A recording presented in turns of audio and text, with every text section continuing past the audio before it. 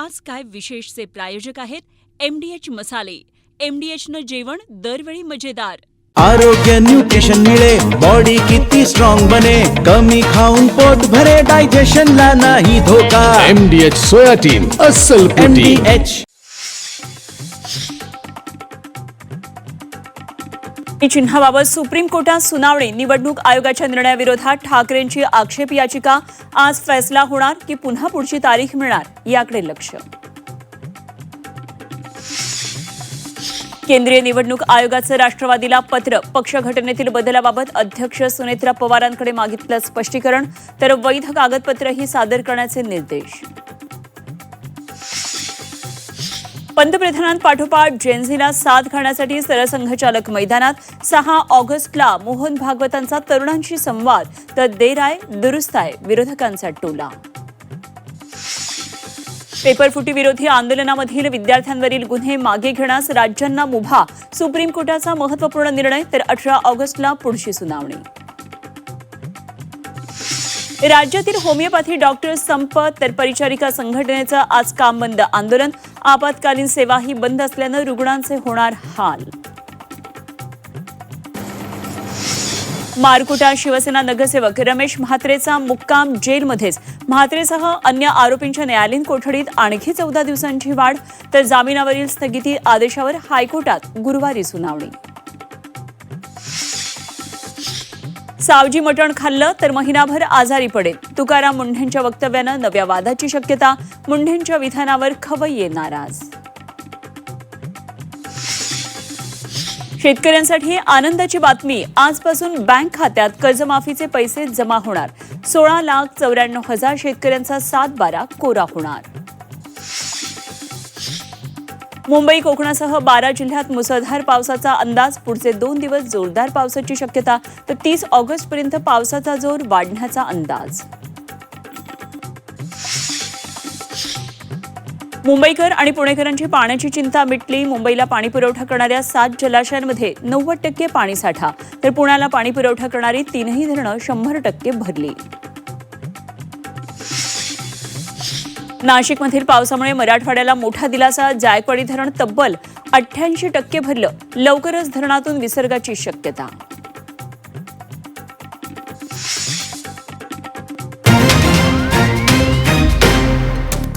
नमस्कार आणि सुप्रभात. मी अनुपमा खानविलकर. आपण पाहता झी24 तास आणि आज काय विशेष या बातमीपत्रामध्ये आपलं सर्वांचं स्वागत.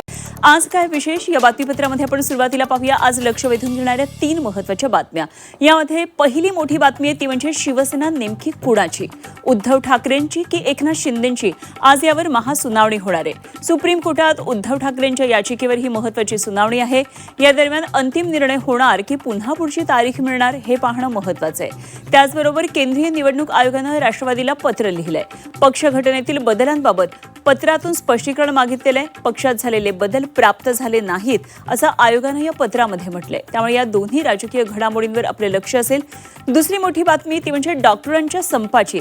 राज्यातले होमिओपॅथी डॉक्टर संपावर गेलेत आणि याला माड, ASMI आणि इतर संघटनांनी सुद्धा या संपाला पाठिंबा दिलाय.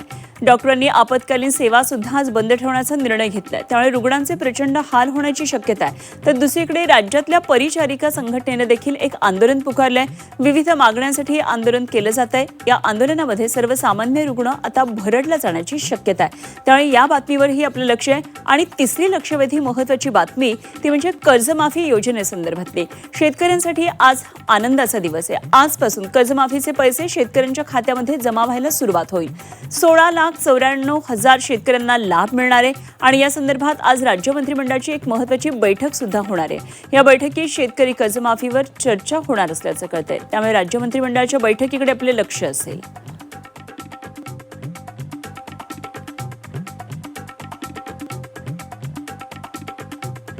तर या बातमी आपण सविस्तर पाहणार आहोत. त्याचप्रमाणे राज्यभरात आणखी काही महत्त्वाच्या घडामोडी आहेत त्याही पाहणार आहोत. आमचे रिपोर्टर्स आपल्याबरोबर जोडले गेलेले आहेत. त्यांच्याबरोबर आपण चर्चा करून आणखी तपशीलवार माहिती जाणून घेणार आहोत. यामध्ये सगळ्यात महत्त्वाची बातमी ती म्हणजे शिवसेना कुणाची. आज महासुनावणी यावर होणार आहे.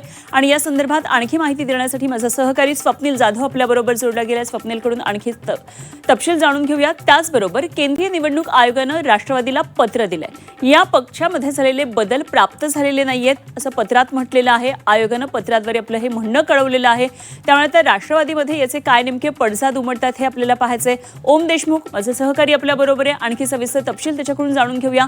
त्याचबरोबर आणखी एक महत्त्वाची बातमी ती म्हणजे सावजीवरून केलेल्या वक्तव्यामुळे तुकाराम मुंढे नव्या वादात सापडले. सावजीबद्दल गैरसमज पसरवला जात असल्याची भावना सावजी प्रेमींनी व्यक्त केलेली आहे. काय नेमके याचे पडसाद आता उमटतात जाणून घेऊया. नागपूरमधून माझे सहकारी अमर काणे आपल्याबरोबर जोडले गेलेले आहेत. आणि आता जाऊया सविस्तर बातम्यांकडे आणि एक महत्त्वाच्या बातमीने करूया बातमीपत्राची सुरुवात. शिवसेना पक्ष आणि चिन्हांबाबत महासुनावणी आता होणार आहे. उद्धव ठाकरेंच्या याचिकेवर सुप्रीम कोर्टात आज ही सुनावणी आहे. निवडणूक आयोगाच्या निर्णयाला ठाकरेंचा आक्षेप आहे.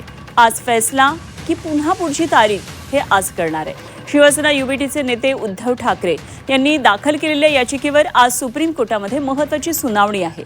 एकनाथ शिंदे गटाला शिवसेना म्हणून मान्यता देण्याच्या निवडणूक आयोगाच्या निर्णयाला उद्धव ठाकरे यांनी कोर्टामध्ये आव्हान दिलेलं आहे आणि निवडणूक आयोगानं महाराष्ट्राचे तत्कालीन मुख्यमंत्री एकनाथ शिंदे यांच्या नेतृत्वाखालच्या गटाला मूळ शिवसेना म्हणून मान्यता दिलेली होती आणि त्यांना पक्षाचं नाव आणि निवडणूक चिन्ह धनुष्यबाण दिलेलं होतं. त्यामुळे आज कोर्टामध्ये काय नेमकं होतंय, आज फैसला होणार की पुन्हा पुढची तारीख मिळणार याकडे लक्ष आहे. स्वप्नील जाधव माझे सहकारी आपल्याबरोबर जोडला गेला. जाणून घेऊया स्वप्नीलकडून आणखी तपशीलवार माहिती. स्वप्नील, आजचा दिवस फैसलाचा ठरतो आहे की पुन्हा पुढची तारीख पडतीये याकडे लक्ष असणार आहे. खरं तर शिवसेनेच्या दोन्ही बाजूच्या कार्यकर्त्यांचं आणि जनतेचं सुद्धा या घडामोडीकडे लक्ष आहे. काय नेमके तपशील? नक्कीच आज पुन्हा तारीख होणार की फैसला होणार याकडे सर्वांचं लक्ष आहे. 30 जुलै रोजी जी झालेली सुनावणी होती यामध्ये ठाकरे गटाचे वकील कपिल सिब्बल यांनी अनेक घटनाक्रम सांगितला होता. शिवसेना फुटीपासून ते आतापर्यंतचा घटनाक्रम त्यांनी यावेळेला सांगितलेला आहे. केवळ त्यामध्ये त्यांनी शिवसेना पक्ष, चिन्ह आणि नाव जो खरं तर शिंदे गटाला देण्यात आलेला आहे यावरून सुद्धा प्रश्न उपस्थित केलेला आहे. कारण घटनाक्रमामध्ये जर पाहिलं तर विधिमंडळ पक्ष हा वेगळा आहे आणि शिवसेना पक्ष हा वेगळा आहे. त्यांची घटना सुद्धा वेगळी असल्याचं गणूच कपिल सिब्बल यांनी म्हटलेलं आहे. आणि केंद्रीय निवडणूक आयोग जो आहे त्यांनी शिवसेनेचा घटनाक्रम जो आहे तो सादर केलेले जे कागदपत्र आहे ते उघडूनही पाहिले नाहीत अशा प्रकारे सुद्धा कपिल सिब्बल यांनी कोर्टात सांगितलेलं आहे. त्यामुळे या महत्त्वाच्या सुनावणीकडे सर्वांचंच लक्ष आहे. त्यामुळे कोर्टाने सुद्धा आता या सुनावणीला सुरुवात केलेली आहे. दरम्यान कपिल सिब्बल आज पुन्हा एकदा शिवसेना ठाकरे गटाकडून बाजू मांडण्याची शक्यता आहे. कारण एकूणच जर बघितलं तर केंद्रीय निवडणूक आयोगाने चिन्ह आणि पक्षाचं नाव हे शिंदे गटाला दिलेलं आहे. त्यामुळे कुठेतरी पुढच्या घडामोडी या घडत गेलेल्या आहे. खरं तर आमदारांसंदर्भातला निर्णय सुद्धा याला कुठेतरी कारणीभूत ठरतो. शिंदेंना चिन्ह आणि पक्षाचं नाव गेल्यामुळेच आमदार अपात्र ठरले नाहीत असं सुद्धा कपिल सिब्बल यांनी कोर्टामध्ये म्हटलेलं आहे. त्यामुळे आज नक्की आणखी काही कागदपत्र ही सादर करण्यात येऊ शकतात. त्याचप्रमाणे कपिल सिब्बल यांच्याकडून सुद्धा बाजू मांडण्यात येऊ शकते. मात्र शिंदे गटाचं टेन्शन यामध्ये वाढल्याचं पाहायला मिळतंय. कारण एकूणच शिंदे गटाकडून काय बाजू मांडली जाते हे पाहणं महत्त्वाचं आहे. कारण नवीन पत्ता खरं तर या ठाकरे गटाकडून कपिल सिब्बल उघडताना पाहायला मिळतं. त्यामुळे आज फैसला होणार की पुन्हा तारीख याकडे सर्वांचं लक्ष आहे. निश्चितच स्वप्नील, जरूर या सगळ्या घडामोडींकडे लक्ष देऊन राहा. आपण वेळोवेळी चर्चा करूया. आणखी ताजी माहिती आपल्याकडून जाणून घेत राहू. तुर्तास धन्यवाद दिलेल्या माहितीसाठी. स्वप्नील जाधव माझे सहकारी आपल्याबरोबर होते. जाऊया पुढच्या बातमीकडे. तर केंद्रीय निवडणूक आयोगानं राष्ट्रवादीला एक पत्र दिलंय आणि पक्ष घटनेतील बदलांबाबत यामध्ये स्पष्टीकरण मागितलंय. पक्षात झालेले बदल प्राप्त झालेले नाहीत असं आयोगानं म्हटलंय. वैध कागदपत्र प्रस्ताव सादर करण्याचे त्यामुळे आता निर्देश दिलेत. केंद्रीय निवडणूक आयोगानं सुनेत्रा पवारांना हे पत्र लिहिलंय आणि 26 फेब्रुवारी 2026ला राष्ट्रीय अधिवेशनाच्या ठरावात झालेल्या बदलांचे कागदपत्र सादर करण्याचे हे निर्देश केंद्रीय निवडणूक आयोगानं सुनेत्रा पवार यांना दिले. कारण या अधिवेशनात झालेला बदल हा प्राप्त झाला नसल्याचं केंद्रीय निवडणूक आयोगानं म्हटलंय. त्यामुळे आयोगानं या दुरुस्त्यांच्या समर्थनार्थ पक्षाकडून वैध कागदपत्र आणि प्रस्तावांची मागणी केलेली आहे.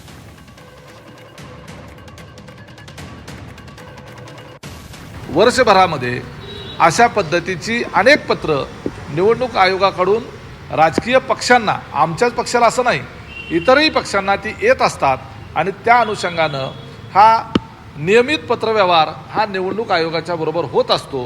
त्यामुळं निवडणूक आयोग आणि राजकीय पक्ष यांच्यामधला ॲडमिनिस्ट्रेटिव्ह प्रोसिजरचा तो भाग आहे. याच्या पलीकडं त्या पत्राला फारसं काही महत्त्व नाही. या संदर्भात आणखी माहिती जाणून घेऊया आमचे प्रतिनिधी ओम देशमुख यांच्याकडून. ओम, आत्ताच आपण पाहिलं उन्मेष जाधव यांचा ही प्रतिक्रिया होती आणि या पत्राला फारसं महत्त्व देण्याची गरज नाही असं ते म्हणतात. मात्र हे केंद्रीय निवडणूक आयोगाचं पत्र आहे आणि त्यामुळे खरं तर ह्याला एक वेगळं महत्त्व आहे. काय नेमके याचे काही आता पक्षांतर्गत काय नेमके पडसाद उमटणार? खरं तर राष्ट्रवादीकडनं काय म्हणणं आलं किंवा त्यांच्या प्रवक्त्यांनी काय म्हटलं यापेक्षा सुद्धा निवडणूक आयोगाच्या पत्राचं गांभीर्य हे निश्चितच महत्त्वाचं आहे. फेब्रुवारीमध्ये जी की पक्षाच्या कार्यकारिणीमध्ये किंवा एकंदरच पक्षाच्या कार्यक्रमामधून या सगळ्या गोष्टीत जे बदल करण्यात आले त्या बदलांच्या अनुषंगानं महत्त्वाचे आणि संबंधित कागदपत्र निवडणूक आयोगात दाखल केलेले नाहीत, सादर केलेले नाहीत किंवा त्या संदर्भातले अहवाल जे कार्यक्रमामध्ये घेण्यात आले ते अहवाल अधिकृतपणे प्रस्तावाच्या माध्यमातून निवडणूक आयोगाकडे सबमिट करण्यात आलेले नाहीत. ते तात्काळ विहित वेळेमध्ये लवकरात लवकर सादर करावेत अशा प्रकारची एक खरं तर भूमिका निवडणूक आयोगाच्या पत्रातून मांडण्यात आली. त्या पद्धतीचे निर्देशसुद्धा राष्ट्रवादी अजित पवार पक्षाला देण्यात आलेले आहेत.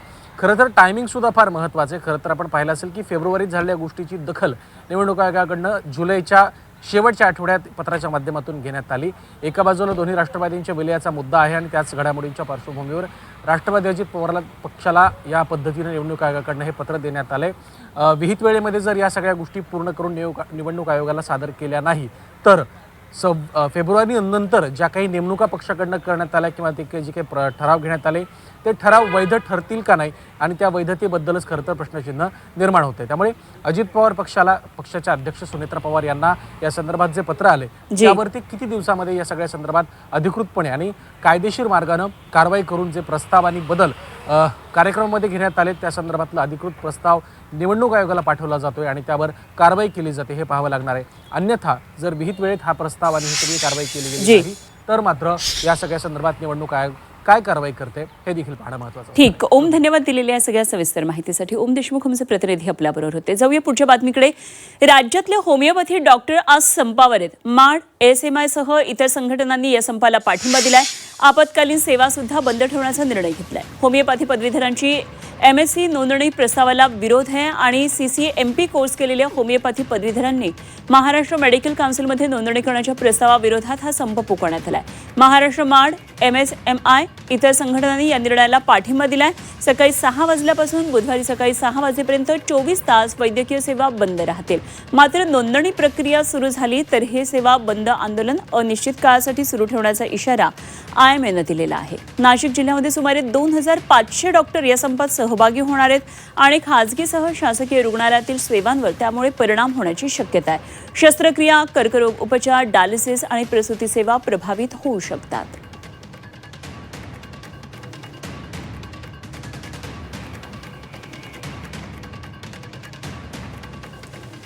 पुढे आणखी एक महत्त्वाची बातमी आहे वैद्यकीय क्षेत्रातून, ती म्हणजे नर्सेसच्या आंदोलनासंदर्भातली. राज्यातल्या परिचारिका संघटनांचं आता आंदोलन आहे आणि वैद्यकीय शिक्षण विभागामधल्या परिचारिकांचं हे आंदोलन आहे. राज्यभरात आज सकाळी 2 तास हे आंदोलन करण्यात येते. आंदोलनासह जिल्हा स्तरावर निदर्शनं आहेत. महाराष्ट्र गव्हर्नमेंट नर्सेस फेडरेशनने ही माहिती दिली आहे. सार्वजनिक आरोग्य विभाग, वैद्यकीय शिक्षण विभागातल्या परिचारिकांचं आंदोलन आहे. बंद फायनल नसल्यामुळे रिक्त पदं भरलेली जात नाहीत. ही रिक्त पदं पण तातडीने भरावीत आणि ही जी पदोन्नतीची पदं आहेत ही पदं लवकरात लवकर भरावी यासाठीचे आजचं इशारा आंदोलन आहे. या आंदोलनाची दखल या शासनाने घ्यावी, अन्यथा आम्हाला पुढे जाऊन हे आंदोलन अधिक तीव्र करावं लागेल. आंदोलनाची दखल घेतली जाते, आश्वासनं दिली जातात. मागे सुद्धा आंदोलन झालं होतं, मात्र पूर्ण त्याचे आश्वासनं पूर्ण होत नाहीयेत का? पुन्हा एकदा आंदोलनाची हाक द्यावी लागली अशा प्रकारचं? हो, निश्चितच. खात्यामध्ये जवळजवळ 50% पदे रिक्त आहेत परिचारिकांची. जेव्हा की रिक्त पदे आहेत आणि त्याच्यावरती काम करणाऱ्या लायक परिचारिका आपल्याकडे उपलब्ध आहेत तरीसुद्धा त्याची संधी त्यांना मिळत नाही आहे. शासकीय सेवेत देण्याची संधी मिळत नाही आणि आलेल्या परिचारिकांची प्रमोशन्स होत नाही आहेत. त्याच्यामुळे त्यांच्यामध्ये प्रचंड असंतोष निर्माण झालेला आहे. कारण कनिष्ठम पद जे आहे अधिपरिचारिकाचं, या पदावरती 25-30 वर्ष सर्व्हिस करून या परिचारिकांना त्याच पदावरती सेवानिवृत्त व्हावं लागतंय. ही फार खेदाची बाब आहे की शासनाने त्याच्याकडे आमच्याकडे या मागण्यांकडे लक्ष दिले पाहिजे. 1964 पासूनच्या जे RR होते, जेव्हा सार्वजनिक आरोग्य आणि वैद्यकीय शिक्षण हे एकत्र होतं, त्यानंतर ते RR सार्वजनिक आरोग्यासाठी वेगळे निर्माण करण्यात आले. आणि पण 2021 मध्ये जे निश्चित करायला पाहिजे होते RR ते आज 2026 मध्ये आलो आपण. मधल्या काळामध्ये 2 सप्टेंबर नागरिकांच्या या व्यथा आहेत, काय नेमक्या त्यांच्या मागण्या आहेत हे आपण पाहिलं. असे सहकारी स्वप्नील जाधव त्यांच्याशी बोलत होते. आपण थेट जाऊया पुण्यामध्ये. नर्सेसच्या या आंदोलनाला, परिचारिका संघटनाच्या आंदोलनाला कसा नेमका प्रतिसाद मिळतो आपण जाणून घेऊया. निलेश खरमरे आमचे पुण्यातले प्रतिनिधी आपल्याबरोबर जोडले गेलेत. निलेश, आज मोठ्या प्रमाणामध्ये परिचारिका आंदोलनामध्ये सहभागी झालेल्या आहेतच आणि त्याचबरोबर आज डॉक्टरांचा सुद्धा संप आहे. होमिओपॅथिक डॉक्टर विशेषतः या संपामध्ये सहभागी आहेत. मात्र सर्वच वैद्यकीय संघटनांनी त्यांना पाठिंबा दिला. काय नेमके असे सगळे परिणाम आता दिसून येत आहेत? अनुपमा, खरं तर या संपाचा परिणाम जो आहे तो थेट वैद्यकीय सेवेवर पडताना पाहायला मिळतोय. 24 तासांचा हा बंद जो आहे तो या ठिकाणी इंडियन मेडिकल असोसिएशनने पुकारलेला आहे. त्याचं महत्त्वाचं कारण म्हणजे BHMSचे जे विद्यार्थी आहेत, ज्यांनी मॉडर्न ऑफ फार्मा जे सर्टिफिकेट प्राप्त झालेले विद्यार्थी आहेत, त्यांची जी स्वतंत्र नोंदणी जी आहे ती महाराष्ट्र वैद्यकीय परिषदेमध्ये स्वतंत्र नोंदणी करण्याचा आदेश जो आहे तो काल राज्य सरकारने घेतलेला आहे. आणि त्याच्या विरोधामध्ये हे आंदोलन जे आहे काल ते रात्री पुकारण्यात आलेलं आहे. काल रात्री सुद्धा इंडियन मेडिकल असोसिएशनचे जे पुणे शाखेचा विभाग आहेत त्यांनी हे रात्री पत्र काढलेलं आहे आणि येत्या 24 तासांचा हा संप आहे त्यांनी या ठिकाणी पुकारलेला आहे. हा संप जो आहे तो जवळपास महाराष्ट्रभर लागू सुद्धा असणार आहे. पुण्यामध्ये पण आणि नाशिकमध्ये पण मोठ्या प्रमाणात या संपामध्ये डॉक्टर किंवा परिचारिका आहेत त्या या ठिकाणी सहभागी झालेल्या आपल्याला पाहायला मिळत आहे. त्याचा थेट परिणाम जो आहे तो आता वैद्यकीय सेवेवर होतोय. ही जी नोंदणी आहे किंवा त्यांची स्वतंत्र नोंदणी करण्याचा जो निर्णय घेतलेला आहे तो रद्द करण्यासाठी हा संप या ठिकाणी पुकारण्यात आलेला आहे. जोपर्यंत निर्णय मागे घेत नाही तोपर्यंत अनिश्चित काळापर्यंत हा संप चालू शकतो अशी शक्यता या ठिकाणी वर्तवण्यात आलेली आहे. त्यामुळे या ठिकाणी आपल्याला पाहावं लागेल की आता आरोग्य सेवा सुरळीत चालण्यासाठी काही स्वतंत्र यंत्रणा या ठिकाणी राबवली जाते का हे पाहणं महत्त्वाचं असणार आहे. कारण या संपामुळे वैद्यकीय सेवेवर थेट परिणाम होताना आपल्याला पाहायला मिळेल. ठीक आहे, धन्यवाद निलेश. दिलेल्या या सगळ्या सविस्तर माहितीसाठी. निलेश खरमरे आमचे पुण्यातले प्रतिनिधी आपल्याबरोबर होते. जाऊया पुढच्या बातमीकडे. बातमी शेतकरी बांधवांसाठी अत्यंत महत्त्वाची आहे. शेतकरी कर्जमाफीबाबत एक मोठी बातमी, ती म्हणजे आजपासून आता कर्जमाफीचे पैसे खात्यात जमा होणार आहेत. शेतकऱ्यांचं 2 लाखांपर्यंतचं कर्ज माफ होणार आहे. 16,94,000 शेतकऱ्यांना कर्जमाफीचा लाभ मिळणार आहे. आयकर भरणारे 94,000 शेतकरी अपात्र ठरल्याची सूत्रांची माहिती आहे. राज्य सरकारच्या पुण्यश्लोक अहिल्यादेवी होळकर शेतकरी कर्जमुक्ती योजनेत 94,000 प्राप्तिकर भरणारे शेतकरी अपात्र ठरलेत. या योजनेतील उर्वरित 16,94,000 पात्र शेतकऱ्यांच्या पीक कर्ज खात्यामध्ये आज एकाच वेळी 7,000 कोटी रुपये जमा केले जाणार आहेत. त्यामुळे या शेतकऱ्यांचा पुन्हा पीक कर्ज घेण्याचा मार्ग मोकळा होणार आहे. सहकार विभागातल्या सूत्रांनी ही माहिती दिली आहे. तर राज्य मंत्रिमंडळाची आज एक महत्त्वाची बैठक आहे आणि शेतकरी कर्जमाफीवर या बैठकीमध्ये चर्चा होणार आहे. अतिवृष्टी, पूरपरिस्थिती, पाणीसाठ्याचा आढावा या बैठकीमध्ये घेतला जाणार आहे. त्यामुळे मंत्रिमंडळाच्या बैठकीकडे लक्ष असणार आहे. आज आणखी काही महत्त्वाचे मुद्दे चर्चेला येतात का ते पाहायचं आहे. विशेषतः महत्त्वाचा मुद्दा चर्चेला जाईल तो म्हणजे शेतकरी कर्जमाफीबाबत या बैठकीत चर्चा होणार आहे.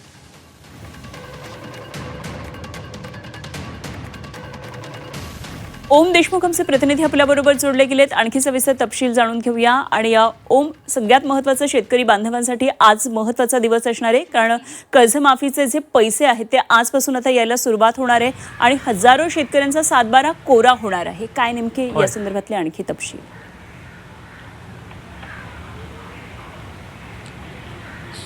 अनुपमा, 16 लाखहून अधिक शेतकऱ्यांना या राज्य सरकारच्या कर्जमाफीचा फायदा होणार आहे.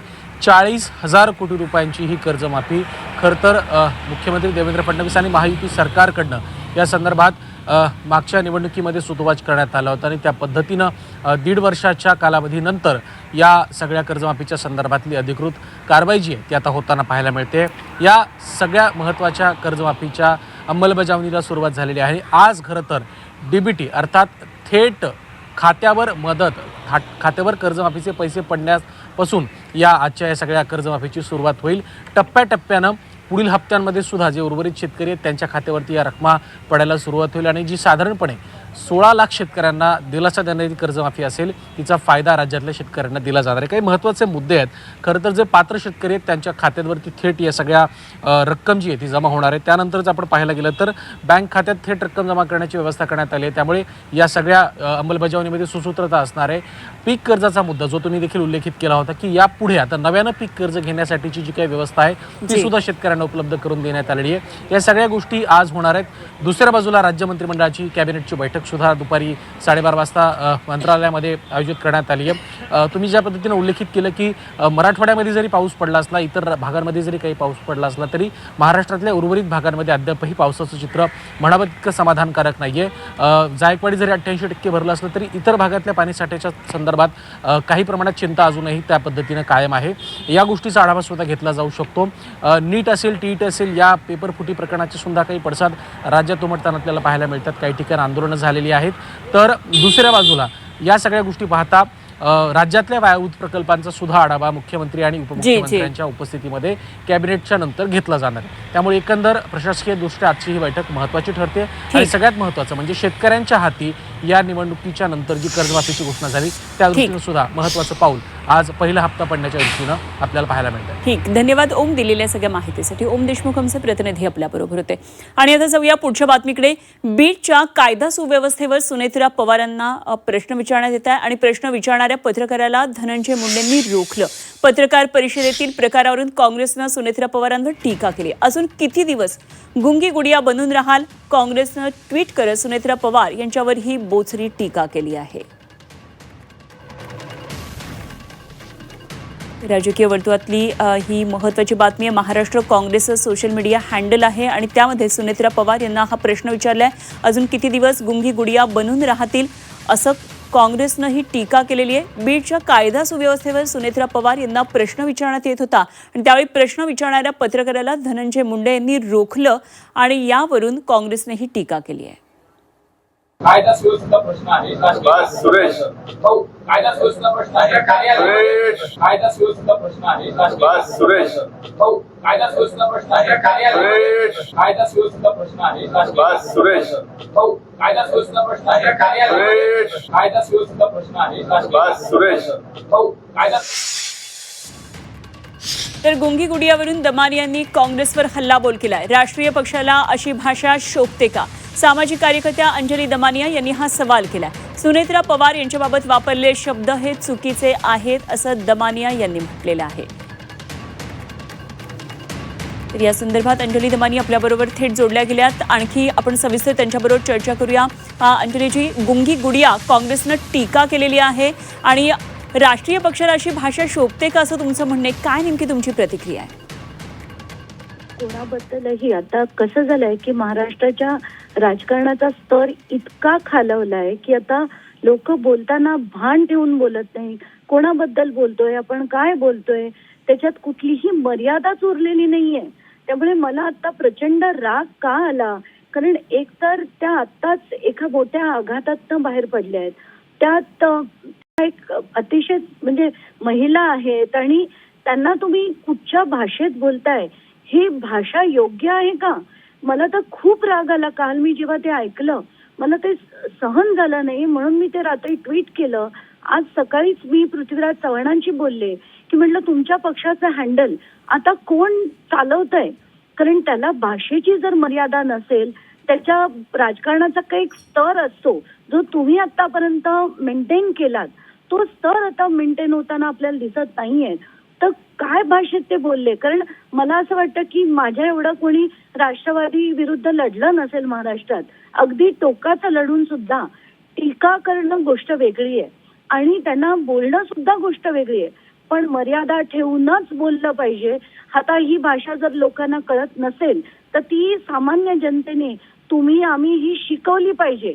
वाटेल तो स्तर आता राजकारणात चालणार नाही, हे त्यांना चालणार नाही यापुढे, हे त्या प्रत्येक पक्षाला आपण सांगितलं पाहिजे.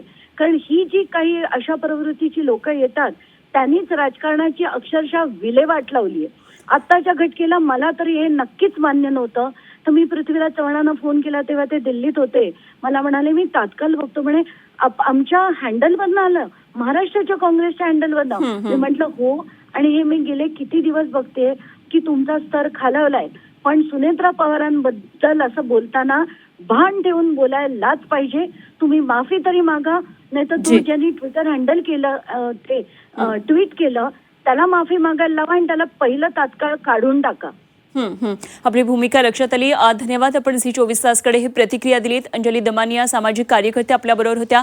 राजकीय पक्षांनी भान ठेवून खरं तर अशा प्रकारे सोशल मीडियावर व्यक्त होणं गरजेचं आहे असं अंजली दमानिया यांनी म्हटलेलं आहे. गुंगी गुडिया अशा प्रकारे सुनेत्रा पवार यांचा उल्लेख सोशल मीडिया हँडलवर काँग्रेसच्या करण्यात आलेला आहे आणि त्यामुळे अशा प्रकारे अंजली दमानिया यांनी त्यांची प्रतिक्रिया व्यक्त केली आहे. जाऊया पुढच्या बातमीकडे. सावजीवरून केलेल्या वक्तव्यामुळे आता तुकाराम मुंढे एका नवीन वादात सापडलेत. नागपूरचं सावजी खाल्लं तर 1 महिन्यात हॉस्पिटलमध्ये जावं लागेल अशी परिस्थिती आहे असं वक्तव्य अन्न प्रशासन आयुक्त तुकाराम मुंढे यांनी अमरावतीच्या एका कार्यक्रमात केलं होतं आणि यावरून आता एक नवा वाद पेटण्याची शक्यता आहे. सावजीबद्दल गैरसमज पसरवला जात असल्याची भावना सावजी प्रेमींनी केली आहे. तर सावजी बनवण्याची एक खास पारंपरिक पद्धत आहे आणि तशा पद्धतीनं बनवून खाल्लं तर तुम्ही त्याच्या प्रेमात पडाल अशी प्रतिक्रिया प्रसिद्ध शेफ विष्णू मनोहर यांनी दिली आहे.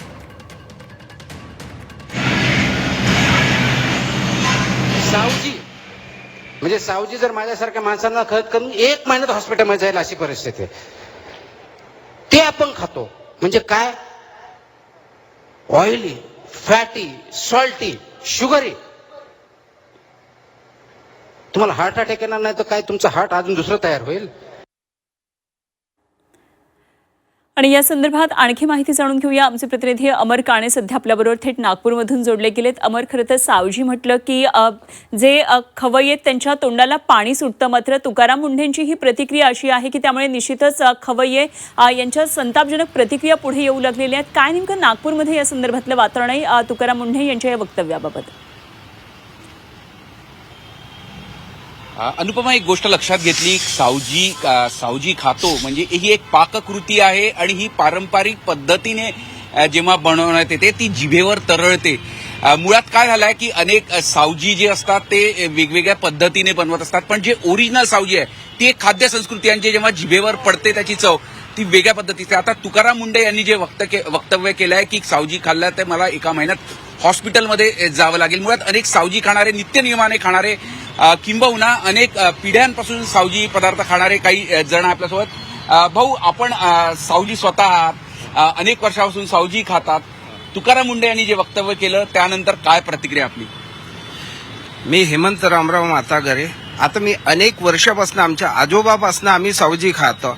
जे मुंडे साहेबांनी केली अशी काही प्रतिक्रिया नाही की आम्हाला कधी आजपर्यंत कोणती बिमारी नाही झाली, काही नाही झाली. अनेक पिढींपासून आमच्या आजोबापासून सावजी खाल्ल्याने काही असे हार्ट अटॅक किंवा काही अशी प्रथा झाली. एक पाककृती आहे, वेगवेगळ्या पद्धतीने सावजी मसाला हा वेगळ्या पद्धतीने बनवण्यात येतो आणि अगदी चविष्ट असतो आणि त्यामुळेच त्याची चव वेगळी असते. आणि आता मुंडेचे साहेब बोलत आहे की प्रकृती करते किंवा त्याबाबत गैरसमज त्यामुळे निर्माण होतो. सावजी मसाला म्हणजे ही जिभेवरची चव आहे.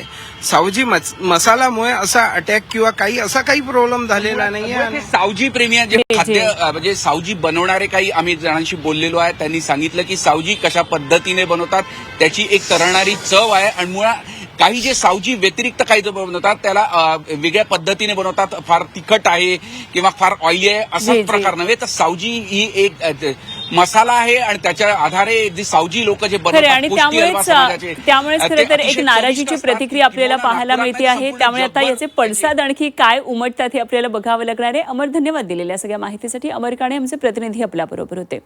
आणि आता जाऊया आपण जिल्ह्यातल्या बातम्यांकडे आणि सुरुवात करूया पुणे जिल्ह्यातून. पुण्यातील गरवारे पुलाखाली मुठा नदीच्या प्रवाहात अडकलेल्या 25 वर्षाच्या युवकाची अग्निशमन दलानं सुखरूप सुटका केली. लाईफ जॅकेट, दोरी आणि लाईफ रिंगच्या मदतीने राबवलेल्या बचाव मोहिमेत मोठी दुर्घटना टळली. जवानांच्या कामगिरीचं नागरिकांनी कौतुक केलं आहे. पुण्यामध्ये मतदार यादीच्या विशेष सखोल पुनर्निरीक्षण मोहिमेला मुदतवाढ देण्यात आली आहे. बीएलओंकडून घरोघरी पडताळणीचं काम 8 ऑगस्टपर्यंत सुरू राहणार आहे आणि प्रारूप मतदार यादी ही 17 ऑगस्टला प्रसिद्ध होणार आहे. अंतिम मतदार यादी 19 ऑक्टोबरला जाहीर केली जाणार आहे.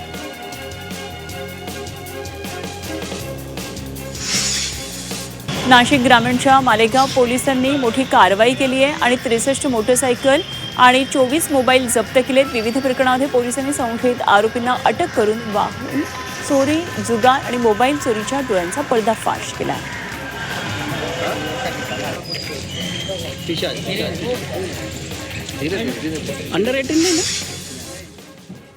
आणि त्या बातम्या पाहूया छत्रपती संभाजीनगरमधून.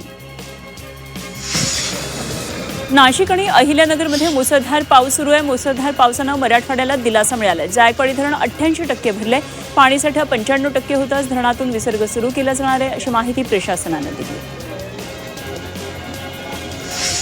छत्रपती संभाजीनगरमध्ये ऑरिक, बिडकीन, MIDC, रस्ते, विमानतळ आणि रेल्वे प्रकल्पांसाठी भूसंपादनाला आता वेग मिळणार आहे. अचूक आणि जलद जमीन मोजणीसाठी 30 प्रशिक्षित खासगी भूमापकांची नियुक्ती करण्यात आली असून रखडलेल्या विकास कामांना गती मिळणार आहे.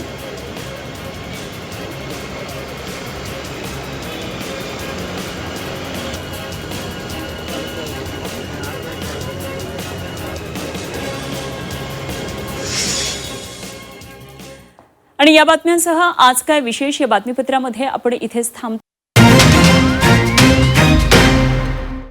आज काय विशेषचे प्रायोजक आहेत MDH मसाले. MDHनं जेवण दरवेळी मजेदार. आरोग्य न्यूट्रिशन मिळे, बॉडी किती स्ट्रॉंग बने, कमी खाऊन पोट भरे, डायजेशनला नाही धोका. MDH सोया टीम अस्सल प्रोटीन. MDH